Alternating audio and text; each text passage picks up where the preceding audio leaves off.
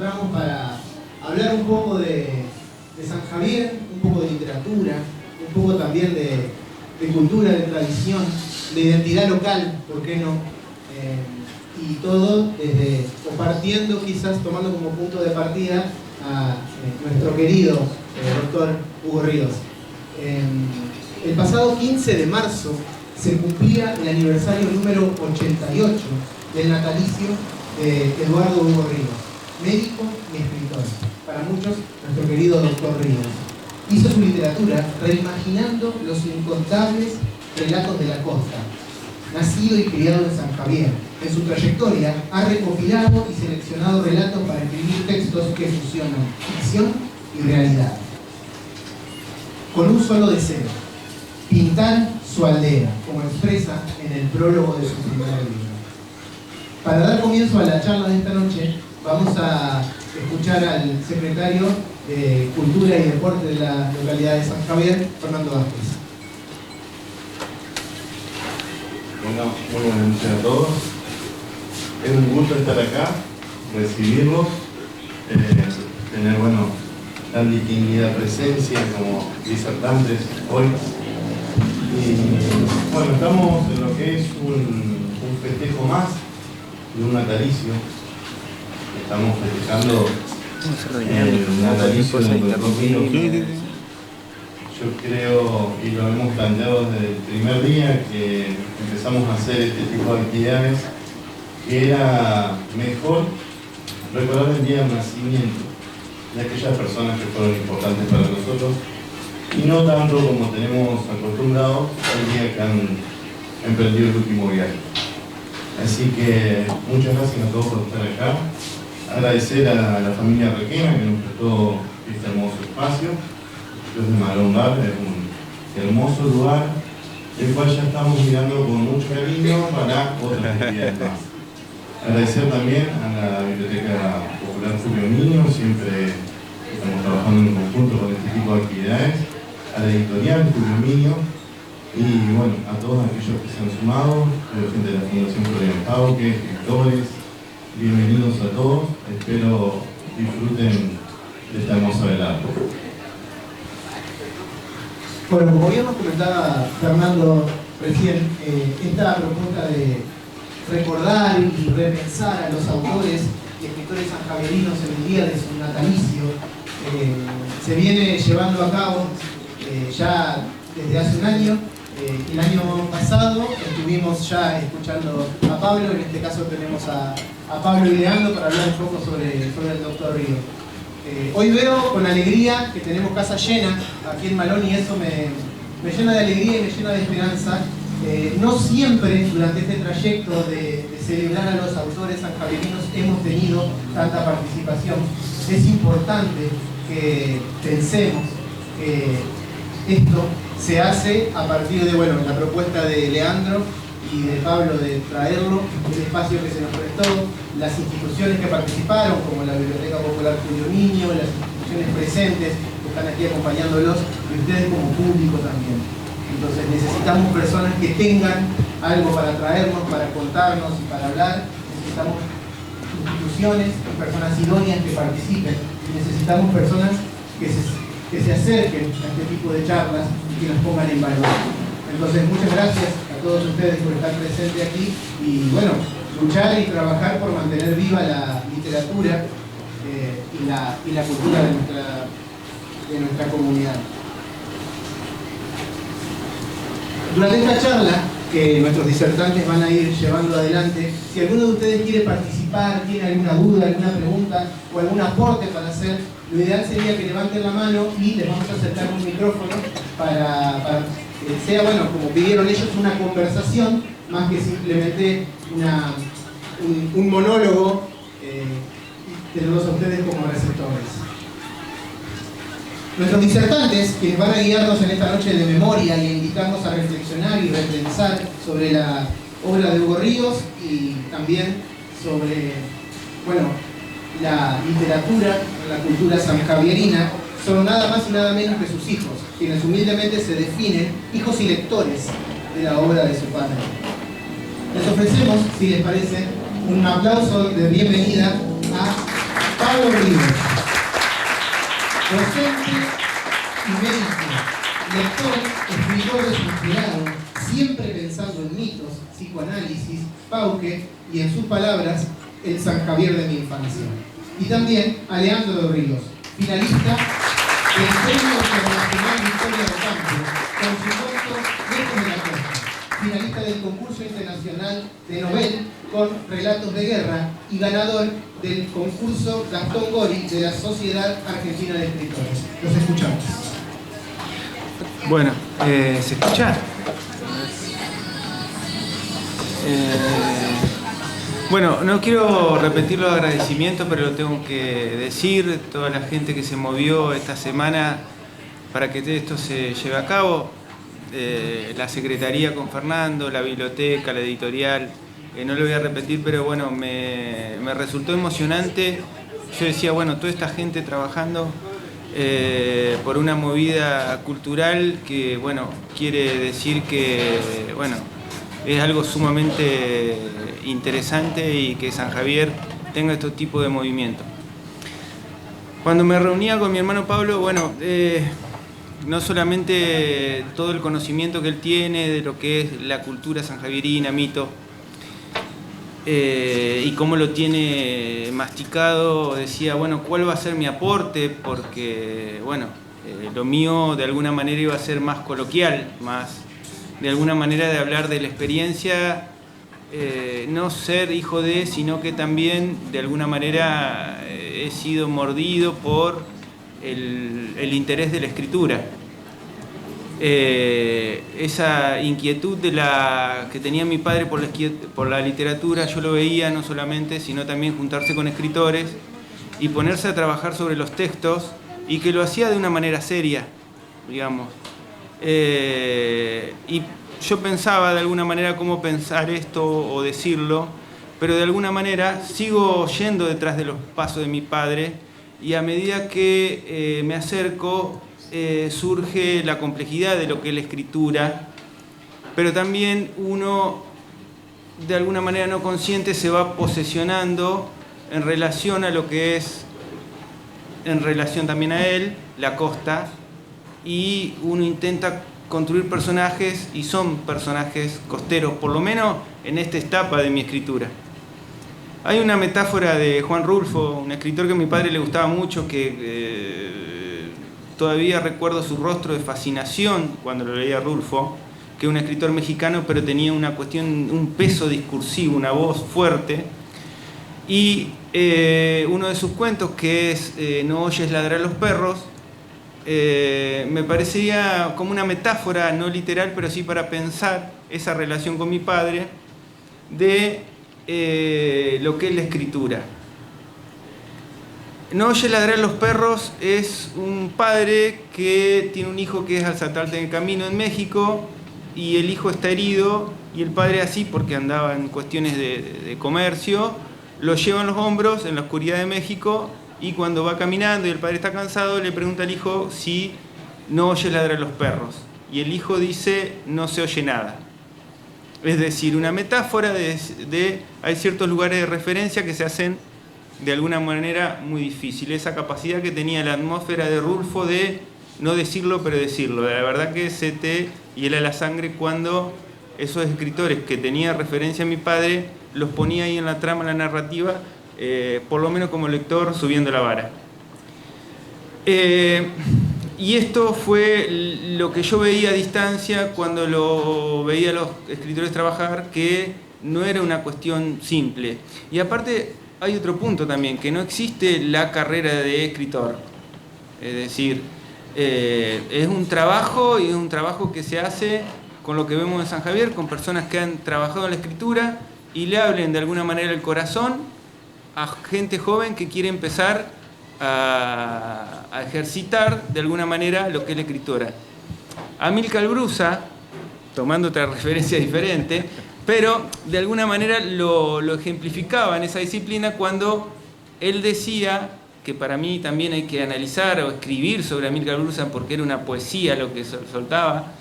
Era él, de alguna manera, fue el que lo, de alguna manera el que lo entrenó a Monzón.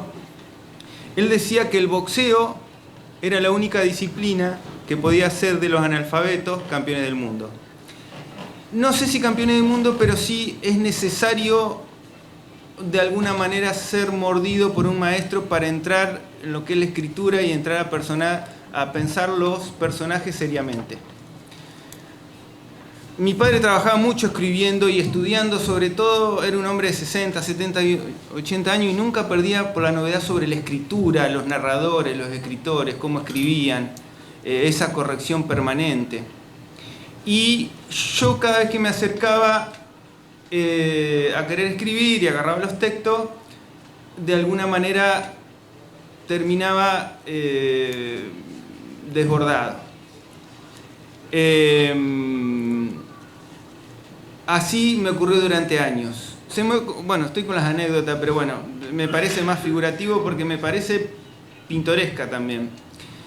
El gran Abelardo Castillo, un cuentista y novelista argentino, cuenta que llega con su primer escrito a su maestro, que fue Borcio Arnáez, y Arnáez le agarra el escrito y agarra la primera oración y dice, la oración que había escrito Abelardo, dice: por el sendero venía caminando el viejecillo. El escritor, luego de leerle la oración, quiso saber por qué usó la palabra sendero y no camino, y por qué utilizó la palabra viejo y no por qué no utilizó la palabra viejo en vez de la palabra viejecillo. Abelardo le responde que ese era su estilo, y Arnáez le retruca diciendo que para tener estilo primero hay que aprender a escribir. Creo que de alguna manera esa era la advertencia de mi padre, en principio, que metafóricamente aplasta a uno cuando llega con toda la expectativa que ha escrito la historia y del otro lado alguien con escucha o con cierta experiencia empieza a destripar el texto.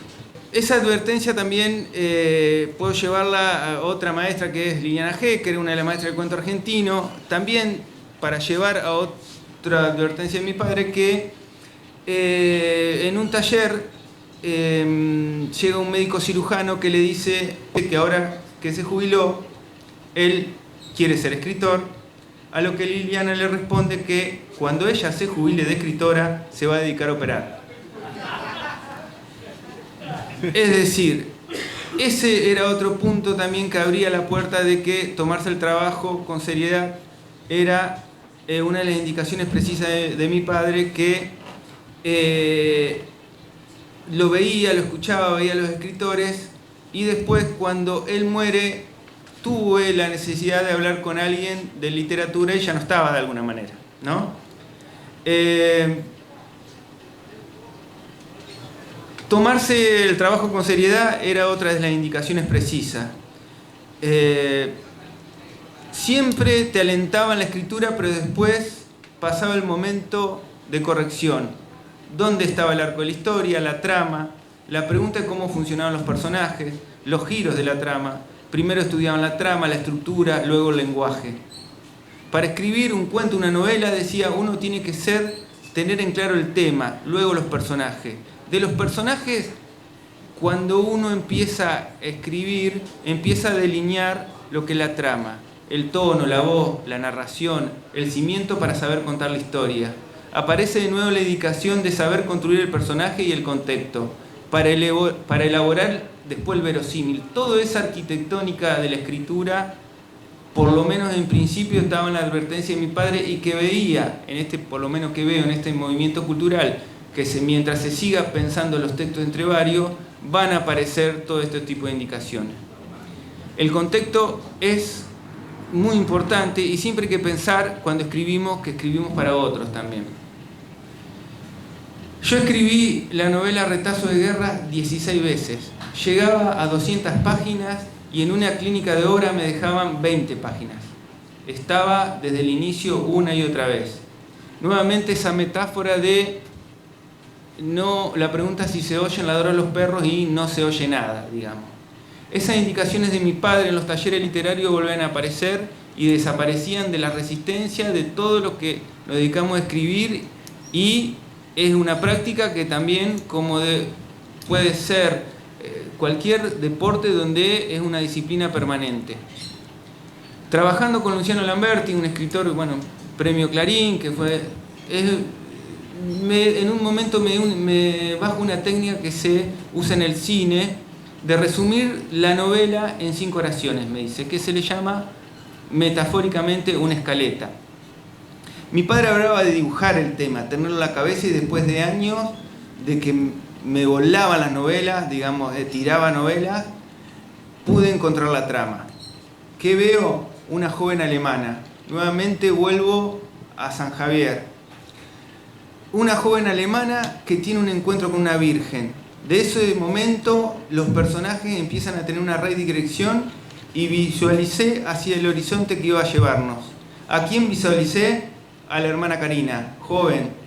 Yo me preguntaba, mirando al Colegio San José, ¿qué hacía una hermana ficcionando? Porque no tengo las coordenadas, pero después de escapar la Segunda Guerra Mundial, o Primera, perdón, venir a San Javier en el 59, después pueden ser años más, menos. Entonces empiezo a ver una joven alemana en Ratisbona, un frío helado, las flores azules de anciano, un clima frío, con una familia que iba a dejar sabiendo que terminaría en un pueblo lejos de su familia. Había que estudiar las hermanas de Notre Dame. Las hermanas de Notre Dame que empezaron a rebelarse en Ratisbona, donde es un pueblo alemán, donde uno estudiando empieza a ver que estas hermanas que llegaron al Colegio San José empezaron una, palabras mías porque puede haber historiadores, una rebelión en contra de Napoleón. Desde ahí empieza un movimiento donde se liberan de los claustros para empezar a cuidar a niños y ancianos. Todo eso cae en un pueblo donde ya con historia, digamos. O sea, estamos todos. O sea, todo el tiempo aparece... y de alguna manera no solamente se rebelan contra Napoleón, se rebelan contra los nacionalismos, y ahí empieza un movimiento hasta contra el nazismo. Algunos aspectos. O sea que de alguna manera en San Javier y el movimiento cultural siguen floreciendo en la cultura estructuras mayores. Me hubiese gustado escribir la historia de las hermanas de Notre Dame, pero me superó esa faceta de también que decía mi padre, que también la ficción y ficcionar es lindo. No son los hechos en la narrativa, sino la visión que podemos dar de los episodios. Jugar con la imaginación, con el verosímil, con la narrativa. Mentí, decía papá, jugar con la imaginación. Jugué con la imaginación. Cuando me llamaron de Rosario de que había sido finalista y que me iban a publicar la novela, me preguntaron quién era Eladio Lobato. Yo no me acordaba quién era Eladio Lobato, pero lo había puesto en mi seudónimo. Tu padrino. Sí, ya sé, pero te quiero decir que no lo había puesto en el seudónimo. Y de alguna manera pensaron que el que había escrito la novela había sido un cura. ¿Qué pensé en ese momento? Que todo el trabajo de lo que eran los dispositivos del escritor habían funcionado si la gente que leía del otro lado podía haber creído en esa voz, en esa historia, y se interesaron de alguna manera por las hermanas de Notre Dame. Y en función de esto, después me gustaría ir a la narrativa, que tiene un peso histórico. De alguna manera no cualquiera puede entrar a San Javier. Hay una vara alta que deberíamos reconocer, sobre todo en la voz de Greca y de Rostán. Me sorprendió la escritura, releyendo Infancia provinciana de Mundo Rostán. Es una pieza literaria que hay que recuperar porque tiene una visión. Me hace acordar mucho a Platero y yo, sobre todo lo bien escrita, con la simplicidad, con la voz infantil que tiene. O sea, es difícil porque se va armando piezas literarias de escritores de tierra adentro, donde hay que sumarse respetando el trabajo hecho. Y si las nuevas generaciones quieren construir, como Abelardo en su primer momento, como le dice su maestro, nuevo estilismo, primero tienen que aprender, o tenemos que aprender, los fundamentos de la escritura. Hablo de Greca, Rostán, bueno, en su libro Infancia provinciana. 3 piezas que junto, yo creo que me pregunto si el padre, la novela que escribió mi padre, va a sobrevivir grande de estos 3 narrativas, en relación a este contexto, sobre todo cuando lo leo con el miedo de hijo de que no sobreviva, pero mi padre me sigue demostrando que hay un trabajo, sobre todo una novela que está escrita en primera y tercera persona y donde hay un estudio en relación a Pauque que yo cuando la leía varias veces pensaba hasta dónde, no lo voy a corregir, pero todo eso que él escribe en tercera persona, todo ese contexto histórico, no era una novela para 400 páginas. Sobre todo lo que es Pauque, su política, Pauque navegante, las diferentes cuestiones, bueno, con los indios que eso más lo trabajas vos. Pero no solamente la sensibilidad en estos tres prosistas, una distinción como la narrativa en San Javier y la calidad que implica un esfuerzo. Flannery O'Connor, para mí una cuentista norteamericana que tiene una cuestión regionalista, en un congreso que la invitan para escritores sureños, ella se detiene a tres cuentistas y le dice que fue lamentable la escritura que habían hecho, porque no entendía cómo, teniendo un paisaje sureño, teniendo un contexto, teniendo un paisaje, tenían esa escritura en neutro, ¿no? Cómo dejaban de lado la lengua rica de la región, cómo dejaban de lado todo el lenguaje que tan bien trabajan Edmundo Rostán, Alcides Greca y de alguna manera también mi padre. En estas tres novelas hay un trabajo con el lenguaje, los personajes están direccionados y en todo momento se maneja la tensión, continuamente hay tensión en estas tres piezas. Alcides Greca hace un contexto donde pone un personaje como Almandós Montiel, un médico, porque, a ver, yo no lo pienso como intelectual, sino intento pensar cómo armaron eso. Ellos tenían, y estoy jugando, no estoy pensando un análisis, pero ellos tenían una comunidad, tenían el pueblo mocoví y de alguna manera tenían una tensión política constante. Greca lo resuelve de alguna manera ubicando un médico con una sensibilidad social, donde en San Javier en esa época se escuchaba vals, se leía que en algunos sectores se leía Quevedo y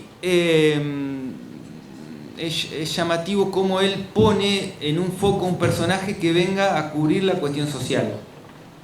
Esa sensibilidad de hay una historia de amor entre el doctor y Laurita, que también, bueno, ya que hay escritores acá, eso se podría hacer una obra de teatro para abrir también lo que fue esa historia de amor en Viento Norte y cómo se habla de todo el contexto social. Había un contexto social de que se hablaba del anarquismo, las tensiones políticas.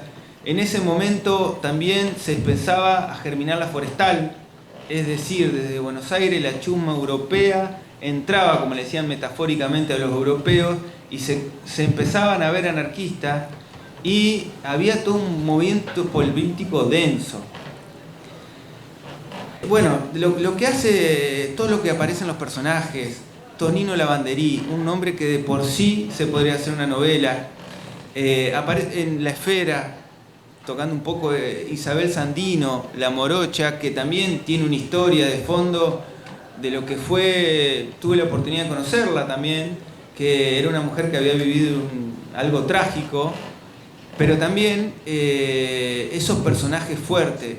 Don Pedro Regalado Mendoza, bueno, eso, todo lo que ponen ahí con los personajes, lo que hace el Mundo Rostán de una visión de niño, pero va con una sutileza y después va a hablar sobre la tensión que existe entre los pueblos originarios, la religión y la política. Lo hace con una sutileza que prefiero que la lean, el cierre que hace el Mundo respecto a eso, que me pareció algo, la verdad, emocionante. Entonces, esta estética, este oficio de escritura, este contexto de la época, hicieron de estas piezas literarias escritores de tierra adentro, escritores que han revalorizado.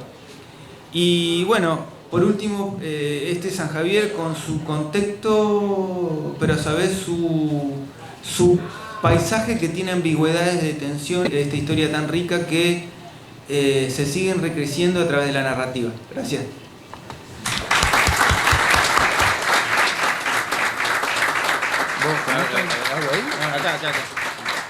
Un par de apuntes al respecto de lo que nos comentaba Leandro, ¿no? Bueno, primero, hablando de la novela Viento Norte, me parece interesante que conversemos un poquito de la idea de pintar también una especie de cuadro costumbrista en la novela, donde está el baile, donde hacen piropos, donde nos muestra cómo viajaban, ¿no? Algo que Alcides Greca hace por su parte con El último malón, la película, pero desde el otro lado, digamos, de esta tensión que estabas mencionando.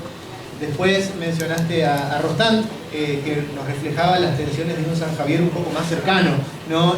Tensiones que nos son familiares a nosotros si nos ponemos a pensar. Me atrevo a aventurar una respuesta a tu angustia de hijo. Yo creo y siento que el Paterlek está completamente dentro de ese terreno de juego. Yo conté esta anécdota el año pasado cuando lo hablamos. Yo pude estar en la presentación, era muy chiquito, me llevó mi mamá y cuando leí la novela, lo que me sorprendió realmente era sentir a Pauque real. Sentir lo que era una persona que un día se enojaba, que un día se peleaba, que un día lloraba y se ponía triste y extrañaba su tierra. Entonces, en esa cercanía me parece que impacta en lo mismo que los otros dos autores que mencionaste impactan, y que también, por qué no mencionar a Julio Miño, descubrieron o hallaron que es que en San Javier se instalan aquellos que saben movilizar el corazón del pueblo. Y yo siento que el Paterlek juega directamente ahí. Pablo, ¿vos querés responder? Sí, no. Toma, acá. Bueno, yo voy a meter la polémica acá, si no esto no va a ser aburrido. Para mí, el libro que yo más amo o que me gustaría que trascienda es La Esfera. A pesar de ser pauquiano a muerte, vivir pensando en Pauque, La Esfera es un libro que me parece, por supuesto, tiene que ver con los gustos, ¿no? Me parece el libro, después un poco charlamos de La Esfera, la idea era un poco también esa, un libro incómodo de leer, que te moviliza, que te incomoda, y eso, yo creo que un escritor logre eso, porque un escritor te puede emocionar, te puede hacer llorar, pero no sé, que te incomode, que te tenga ganas de dejar ese libro, que te dé de bruces contra tu propia ideología, contra tus creencias.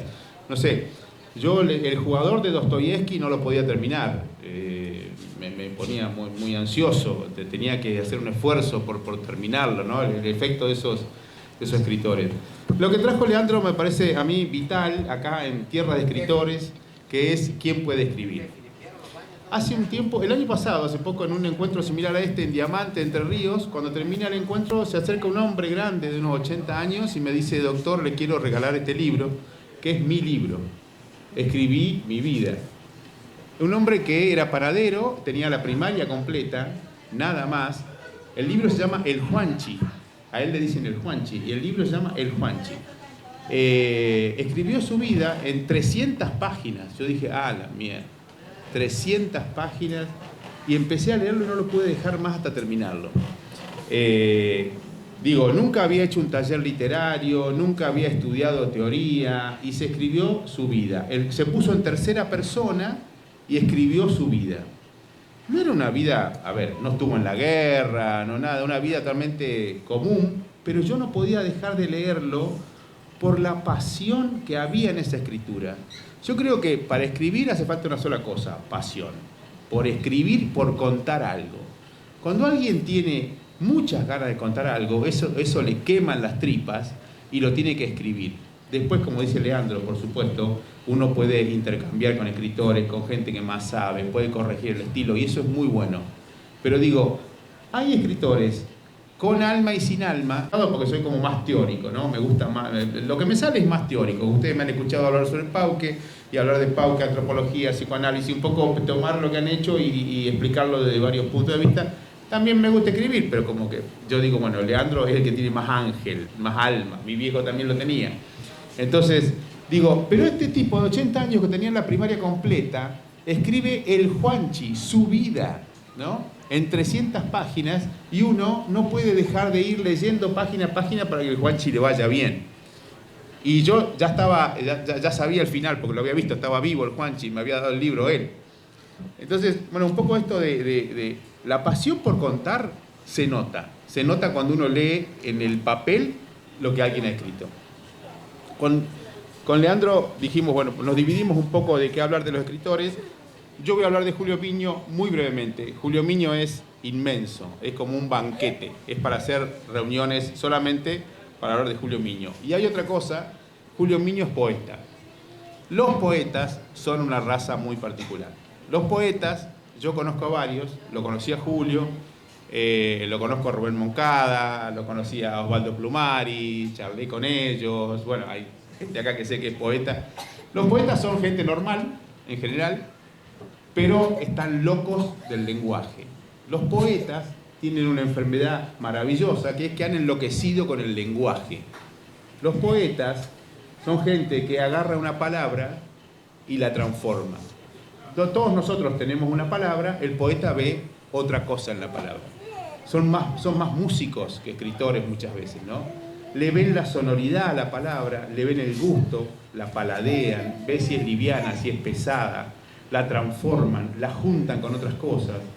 El poeta es otro ser, es otra raza, digamos, en el sentido de que tiene una enfermedad muy concreta que los hace maravillosos, porque ven el lenguaje de otra manera. Ven el lenguaje, es como esa gente que va por la calle buscando en la basura pedacitos de cosas que son obras de arte. Después las juntan y hacen obras de arte con un pedazo de madera, con un pedacito de tela, con un poco de tierra, y hacen obras de arte con el lenguaje. Es decir, yo creo que es un don poder ver el lenguaje de esa manera. Y todos los buenos escritores son poetas a la vez. Shakespeare era poeta, bueno, Julio Miño, por supuesto, Saer, que a mí me gusta mucho, era poeta y era escritor, Borges era poeta y era escritor. Digo, uno de los oficios, y de esto quiero hablar de Julio Miño, uno de los oficios más interesantes de Julio Miño es el gran creador de metáforas, ¿no? La capacidad de metáfora que tiene Julio Miño es impresionante, y a mí me preocupa que se pierda. No que se pierda la metáfora que escribió Julio Miño, sino que se pierda la capacidad de entender la metáfora que escribió Julio Miño y del placer. La metáfora en la escritura es como que nos dan un bombón a la mente con un mecanismo de relajería que explota en la cabeza, ¿no? Y nos da placer. Porque la metáfora, cuando está bien creada, uno la lee y al rato dice, es como que explota algo en la cabeza que te da placer porque comprendiste la metáfora, el mensaje de la metáfora. ¿De qué estoy hablando? Cuando Julio dice, mis islas son esto, las venas abiertas de 20 zanjones que en tientos de plata longeó el Paraná, ingases que pechan vientos redomones, timboces, aguaices, laurel, canelones, la lanza sonora del Cumpachajá. Todos los que están acá creo que comprenden las metáforas. Hay no menos de 4 metáforas en 5 líneas. Pero si yo voy a un chico de 10 años, de 10 años, de 12 años, y le tengo que contar esta frase, tengo que empezar, mis islas son esto, las venas abiertas. ¿Cómo las venas? ¿Cómo las venas? ¿Qué tiene que ver las venas? Las venas con las islas, ¿qué tiene que ver? Pero le puedo mostrar el dibujo de las venas de un brazo, y parecen arroyos. Las venas parecen arroyos. Las venas abiertas, de 20 zanjones, que en tientos de plata longeó el Paraná. ¿Qué es tiento? ¿Cómo longeó? ¿Qué es un tiento? Los chicos no saben qué es un tiento. Longear es un verbo. Longear es lo que hace un gaucho o alguien de campo cortando pedacitos del cuero para poder trenzarlo, ¿no? Fíjense todo lo que hay que saber para comprender y disfrutar la metáfora que Julio Miño tiró en 2 frases, ¿no? Ingases que pechan vientos redomones. ¿Qué es redomones? ¿Por qué los vientos son redomones? ¿Y por qué el Chajá tiene una lanza? ¿Cómo una lanza del Chajá? O sea, si uno no puede armar la metáfora, no puede disfrutar la literatura. definitivamente no puedo disfrutar la literatura. Y lo que estamos careciendo como sociedad es metáfora. Nos está faltando metáfora. Cuando hoy el presidente Trump dice voy a acabar con una cultura milenaria, no es una metáfora. Está por acabar con una cultura milenaria. O sea, uno podría decir, bueno, es una metáfora, le va a mandar McDonald's a Irán. Entonces va a terminar con una cultura porque va a entrar McDonald's en Irán y chao. Le va a pasar como a nosotros que queremos ir a Miami, una cosa así. Pero no, va a terminar, no hay metáfora, va a terminar a bombazos, ¿no? Lo que quiero decir es, no quiero profundizar, pero también la falta de metáfora ocurre en el lenguaje de las redes sociales. Los lenguajes de las redes sociales, hoy que está en discusión, si los chicos se suicidan por lo que juegan en las redes sociales, que puede ser o no, hay una pérdida de la metáfora, hay una pérdida de que el mundo y la muerte es algo que nos está acechando todo el tiempo y la única forma que tenemos es de metaforizar lo que nos pasa. El Juanchi, un hombre de 80 años con la primaria nada más, lo que hace con su vida es la ficciona, agarra y cuenta su vida, pero en el momento que el tipo escribió 300 páginas de su vida, ya no es más su vida, es la ficción de su vida. Entonces él definitivamente puede decir, yo puedo contar mi vida. Podría haber contado, bueno, un cuento o lo que sea. Lo que digo es que los buenos escritores crean universos y nosotros habitamos esos universos. El mundo, el amor como lo conocemos, lo inventó Shakespeare. El amor como lo conocemos lo inventó Shakespeare. No lo inventamos nosotros. El amor romántico es un invento de hace poco tiempo. Hasta hace 100 años los matrimonios se arreglaban. A los 10 años te decían, bueno, vos te vas a casar con fulana, se arreglaban por poder, se arreglaban por plata, y si no lo querés, ya lo vas a querer, ¿no? Entonces, el amor romántico no era algo que existía. ¿Quién convalida el amor romántico? La Iglesia Católica. La Iglesia Católica es una institución muy poderosa que dice, acá la gente es libre para casarse. Ustedes saben que en el acto del casamiento, cuando el cura dice, si alguien tiene algo que decir, que levante la voz y lo diga, fundamentalmente era para que la mujer lo diga. Para que la mujer diga, yo no estoy de acuerdo porque este es un casamiento arreglado. Entonces el cura decía, este casamiento no es libre, no es válido, a los ojos de Dios. O sea, imagínense lo importante que fue. Primero Shakespeare y la Iglesia Católica en conjunto diciendo, che, la gente se puede casar por amor. Después, si quieren pagar una dote, páguenla, pero la gente se puede casar por amor. La historia del cielo, el infierno y el purgatorio no está en la Biblia. Es Dante Alighieri y la Divina Comedia. La Divina Comedia es el cuentito maravilloso, muy bien escrito de el cielo, el infierno y el purgatorio, ¿no? Borges, cuando escribe Fundación Mítica de Buenos Aires, todos vemos hoy, y Buenos Aires lo vende así, el tanguero, el sombrerito, el valor, el cuchillo. Borges en su vida vio un cuchillero. Borges no estuvo ni cerca de los arrabales de Buenos Aires. Borges escuchaba la historia de los arrabales por Evaristo Carriego, que era amigo del padre, que venía los domingos a la tarde a tomar mate, una ginebra con el padre. Y Borges escuchaba esa historia de un amigo del padre. Y hoy nadie puede discutir que Buenos Aires es Borges, o que van a los recorridos de Borges y que el estereotipo maravilloso es Borges. José Hernández escribe el Martín Fierro, el libro nacional, lo escribe en una esquina de Plaza de Mayo. Si ustedes van a Plaza de Mayo, frente a Plaza de Mayo hay un cartel de bronce que dice, acá estaba el Hotel Tanto donde José Hernández escribió Martín Fierro, ¿no? Quiero decir, y nadie puede desdecir la potencial de Martín Fierro. Borges decía, ojalá fuera el Facundo de Sarmiento y no el Martín Fierro, el libro nacional. El Facundo de Sarmiento es una excelente novela, escrita por el maravilloso escritor que fue Sarmiento. Podemos criticar mucho a Sarmiento, menos como escritor. Entonces, los buenos escritores crean mundos y habitamos esos mundos. Entonces, el mundo que para mí creó Julio Miño y Pauque es el mundo que habita la ficción de San Javier. Es decir, Borges hace la Fundación Mítica de Buenos Aires y creo que Julio Miño hace la Fundación Mítica de San Javier.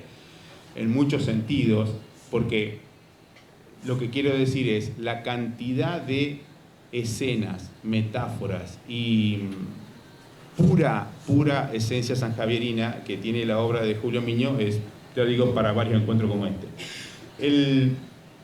Yo siempre digo, si te gustan las islas, te gusta pescar, te gusta San Javier, te gusta el río, bueno, lee Julio Miño porque vas a tener lo mismo por 10 en tu cabeza todo el tiempo, ¿no? Si te gustan los amaneceres sobre el río, Julio Miño y varios escritores sanjaverinos te van a dar, pero esto es el poeta, ¿no? Esto es el poeta, estos enfermos del lenguaje que pueden hacer del lenguaje estas metáforas que nos explotan en la cabeza y nos dejan felices por mucho tiempo. No quiero hacerlo muy larga, quiero volver a Hugo Ríos y quiero hablar de la esfera.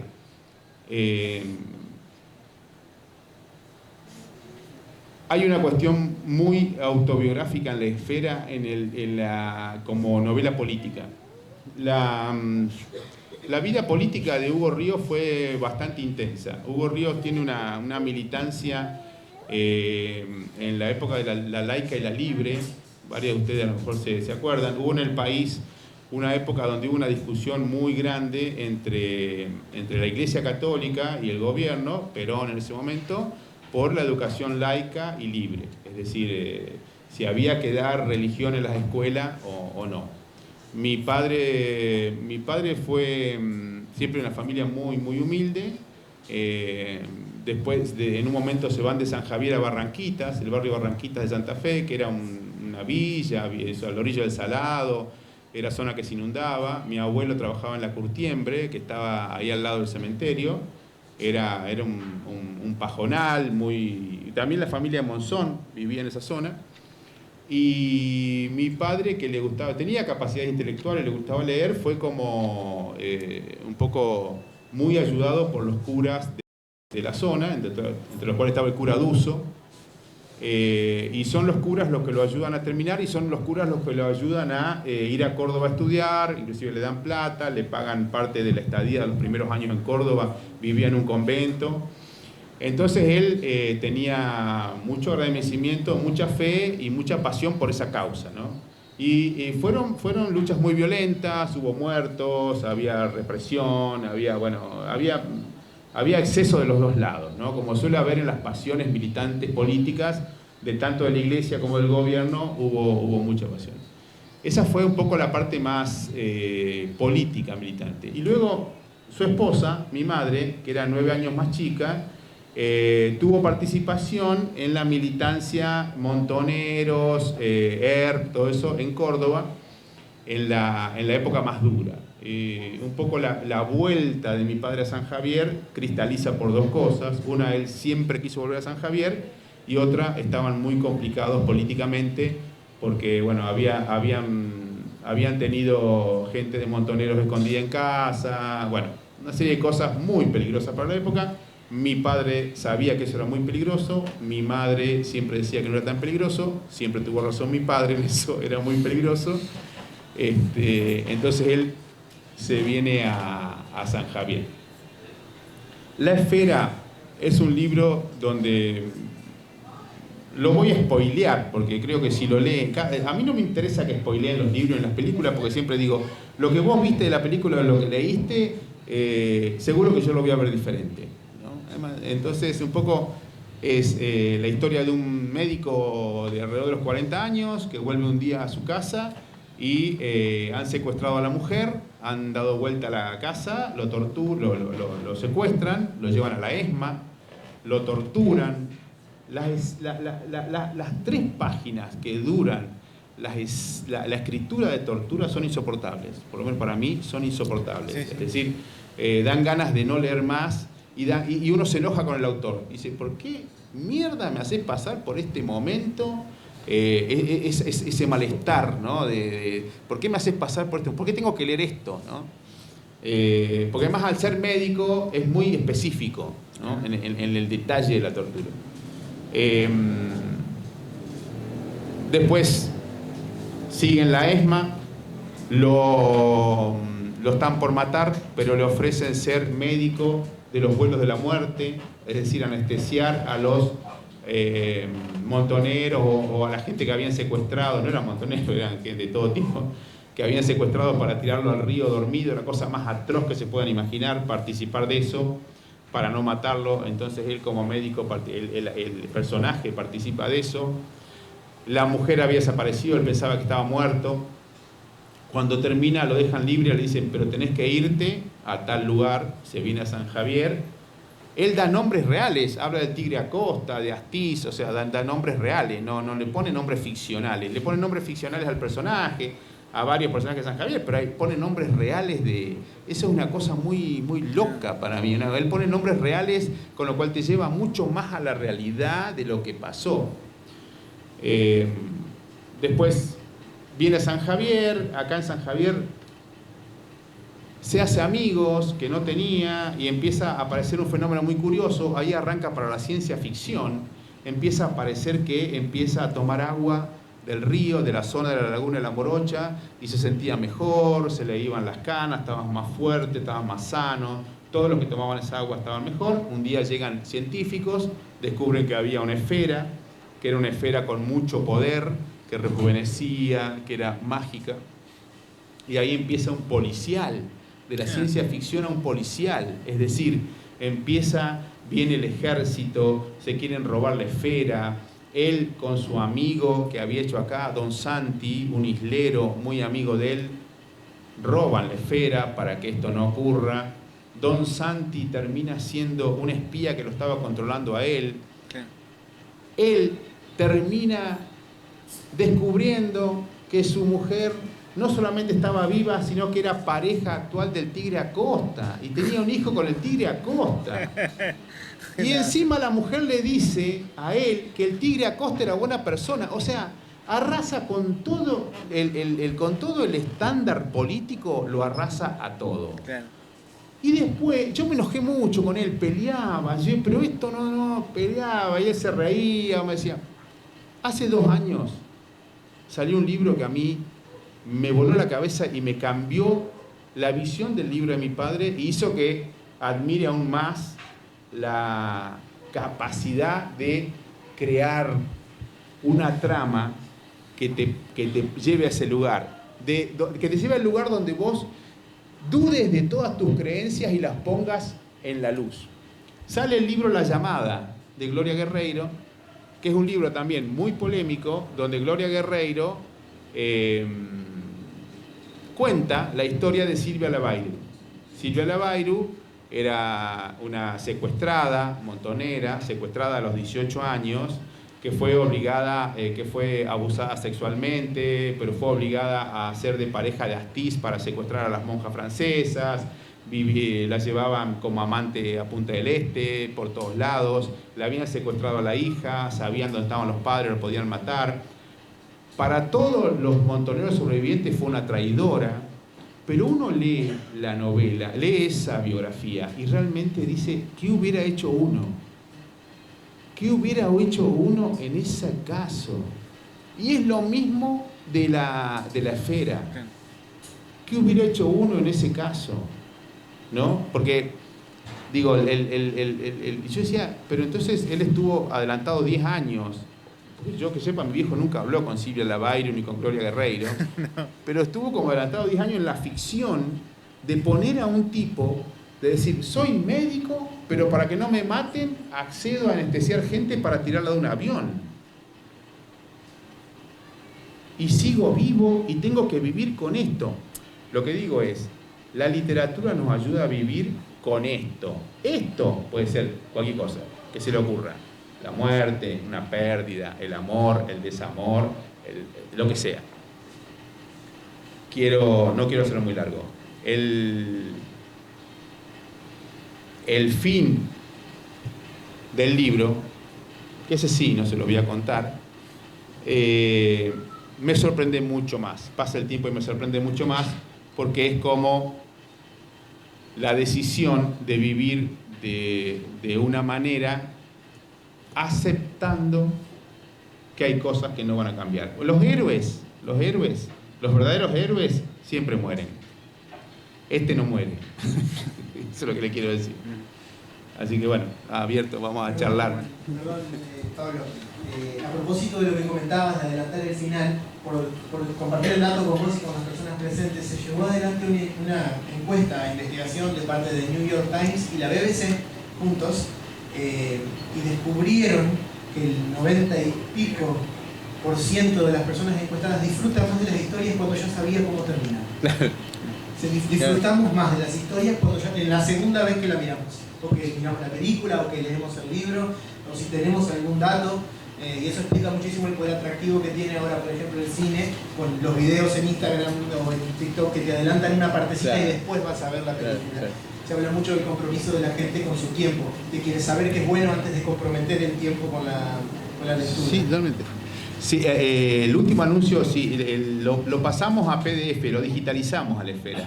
Así que si alguien lo quiere leer, porque no está... la esfera lo editaron mi viejo y Douglas, fotocopiándolo en la casa. Y bueno, por esto de la pasión de escribir, ¿no? Y hay muy pocos números. Entonces lo digitalizamos, está en PDF, así que lo vamos a pasar. Lo vamos a poner en una página para que el que quiera bajárselo lo lea. Acá está fotocopiado también, me parece. Sí, sí.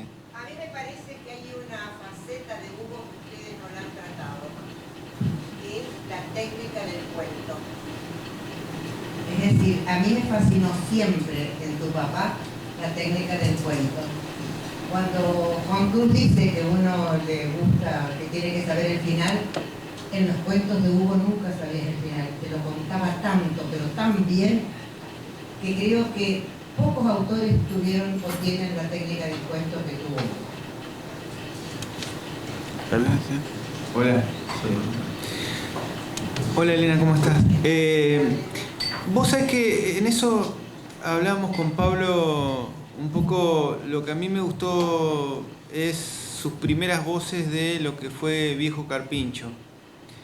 Él trabajaba mucho la técnica del cuento y también lo de la novela, y siempre aparecía en el cuento esto que lo trabajaba Piglia, de que iban dos historias, ¿no? Una historia que iba como una cuestión del sentido y otra de alguna manera el significante, eso que se iba jugando de manera latente, ¿no? Era muy técnico, muy se veía mucho eso de trabajar con dos platillos, donde no, pero fue evolucionando mucho, que algunos cuentos me gustaban, pero esos cuentos de la costa tienen una voz mucho más fuerte. Y sí, es verdad lo que dice Elena, esa cuestión técnica, esa cuestión de ir en baldosa corta, digamos, de ir armando la frase, y es como una harina que va leudando, y que el cuento es muy difícil, digamos, ¿no? El cuento de alguna manera es una trama que tienen que ir acomodándose las piezas. Uno escribe y de alguna manera el cuento es muy difícil que no se te caiga cuando lo escribís en distintas versiones, ¿no? Porque no tenés esta cuestión de largo aliento. Entonces tenés que ir manejando la trama y la subtrama, ¿no? Y a su vez, una vez me decía una escritora, que me pareció una metáfora interesante, que dice que es como que si vos mostrás la ropa pero no se tiene que ver la etiqueta, ¿no? O cuando vos comés, cuando vos tenés una torta también, es como que vos comés un pedazo y ya tenés que saber de qué trata la torta entera, ¿no? El cuento es un género muy difícil, ¿no? Muy difícil y sumamente complejo. No sé. A mí particularmente, la parte que más me gusta de los cuentos, coincido con vos, Elena, cuando él, de vuelta, es un gusto, se pone muy creativo, muy ciencia ficción, cuando vuela. El cuento El Ángel, por ejemplo, donde aparece en San Javier, acá en la iglesia, un muchacho que no tiene sexo. No tiene sexo. Ni pene, ni vagina, nada. ¿Cómo seguís con un cuento así? Y él lo resuelve, digamos, ¿no? Él resuelve esa escena, y en la segunda página te dice que lo que pasó es eso. bueno, ahí sí no lo voy a spoilear, pero digo, la técnica como escritor es, vos dijiste en las primeras 2 páginas, dijiste una cosa, pero que puede salir para cualquier lado, y lo tenés que resolver. Y lo tenés que resolver sin que, como es el de Luz, se te caiga el cuento, o que sea creíble. Esto es que en el medio de que te están contando una historia, de que esta mañana me levanté, me puse la pava para tomar unos mates, y cuando me di vuelta había un marciano al lado mío, y yo cómo hago creíble de que estaba tomando mate con un marciano al lado mío, o con algo absolutamente distópico, y que sea creíble, ¿no? Yo creo que un poco eso es lo que hace Samantha Schweblin, muchas de las escritoras actuales de moda trabajan un poco. Bueno, Murakami, la escritura japonesa también lo hace. O qué flor de consuelo que resulta para una persona que recién empieza a escribir saber que a un monstruo como Abelardo Castillo le dijeron, loco, aprendí a escribir. Fantástico. Y otra cosa que viene de la mano con eso que estaba pensando, me parece que Sábato dice o escribe en algún momento, las cosas que pasan en la calle, esa expresión, esa oración, las cosas que pasan en la calle, no puede ser escrita absolutamente de ninguna otra manera. Las cosas que pasan en la calle, los acontecimientos que acaecen en la rúa, yo que sé el ejemplo que da, es cáscara, es vacío, es basura. Exacto. Sí, porque también un contraejemplo, lo que he podido ver que los escritores, las versiones con editores las revisan 67 veces, digamos. Es un trabajo cuando uno ve las obras escritas, tienen un trabajo de muchas personas atrás, correctores literarios, editores, van trabajando oración por oración. Es un trabajo donde la escritura también en ese aspecto va evolucionando y, para mi criterio, para bien.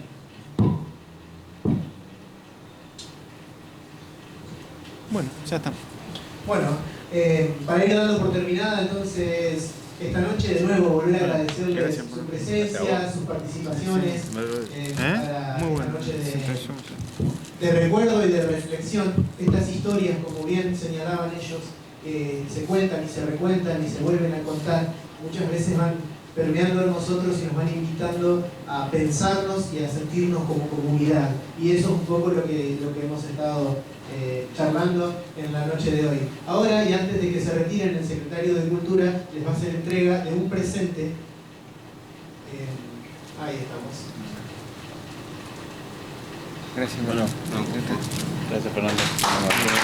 Gracias por venir.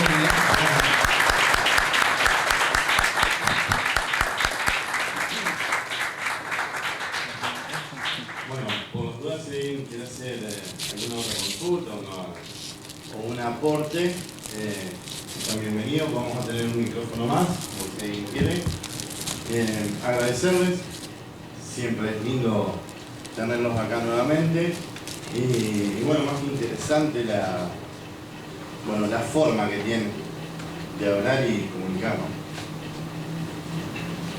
No, yo quiero agradecer de vuelta a toda, bueno, acá hay gente amiga, bueno, una cuestión muy emocionante, pero toda la gente que trabajó en esto, ¿no? ¿No? Desde muy temprano, es un movimiento interesante que se hace por la cultura, y lo que le decía a Fernando también de empezar a seguir con estos espacios donde los escritores pueden empezar a traer sus cosas, a leernos, a escucharnos, ¿no? Así también este ambiente también está lindo, ¿no? Gracias.